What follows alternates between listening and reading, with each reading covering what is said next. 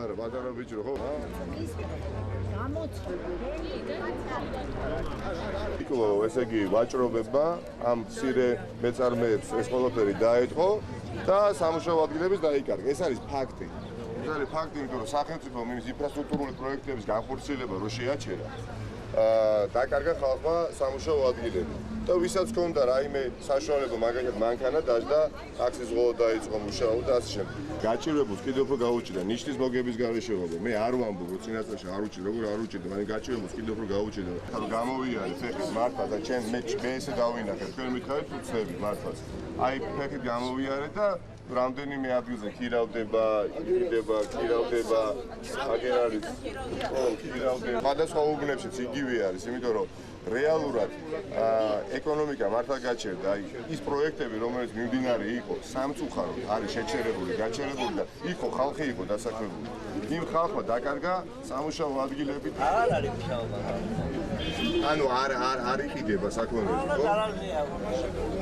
არა, ერთი ქუჩის მაგალითზე რაღაცა ნათელი ილუსტრაციაა. ეს არის ყველაზე ისეთი ადგილი, სადაც ძალიან ბევრი დიდმეწარმე, ძალიან ბევრი იურიდიული პირია დარეგისტრირებული და წლების განმავლობაში ვაჭრობენ. ყველა ერთხმად აღნიშნავს, რომ რეალურად შეჩერდა ბრუნვა. ანუ თქვენ ახლა ადრე რამდენს ვაჭრობთ და დაახლოებით? დაახლოებით უხეში. დღეში? ანუ ადრე 2300-ს ვაჭრობთ დღეში. და ეხლა? 100 ლარი, 200 ლარი. დიდესი კონტრასტია და დაღმასვლა სამწუხაროდ და ის არის, რასაც მიხედვა ჭირდება ეკონომიკას მართლა გაჯანსაღება უნდა, იმიტომ რომ ეს რეალურად მეტასტაზებით მოედება არა მარტო აი ამ ქუჩას, მთლიანად მთელ ქალაქს და უფრო თვალნათლივი იქნება და ხელშესახები სამწუხაროდ. ეს უკვე ყველაფერი აშკარაა, მაგრამ კიდევ უფრო გაუარესდება თუ შესაბამისი ნაბიჯები არ გადაიდგა. ადრე ყოველდღიურად 500-600, ეხლა 200-250 მეტი. ვერაფერი.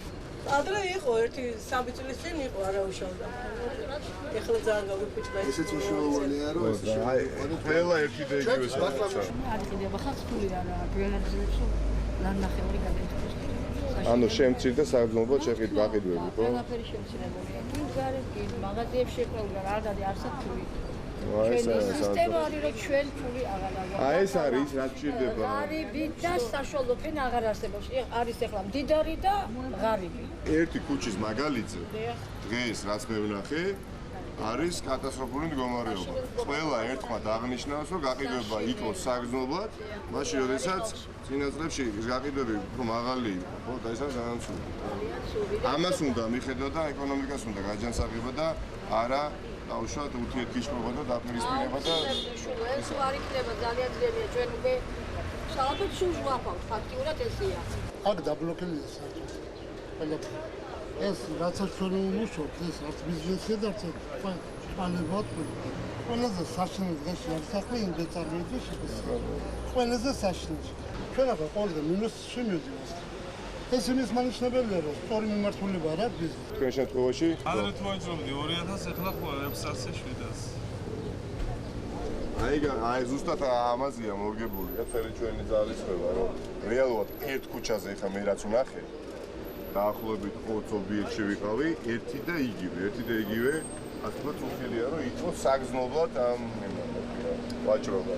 და ამიტომ ნაცოთ იმისა, რომ რეალურად სხვა რაღაცით იყოს დაკავებული სამწუხაროდ ფედერალური ხელისუფლება, აი ამით უნდა იყოს დაკავებული, რომ ამუშავდეს თბილისი და ამას ვაპირებ ზუსტად, რომ ამუშავოთ თბილისი, იმიტომ რომ ეს არ არის მუშაობა. თქვენ რასაც შეჩეული იყავით, ეს არ არის და სამწუხაროა. ძალიან სამწუხაროა, როდესაც ესეთი მძიმე სოციალური ფონია დიდუბის რაიონში, ამდენი გაჩერებული პროექტი, ამდენი დაკეტილი მაღაზია და არ მithარდება ეკონომიურად ეს უბანი და ქალაქი.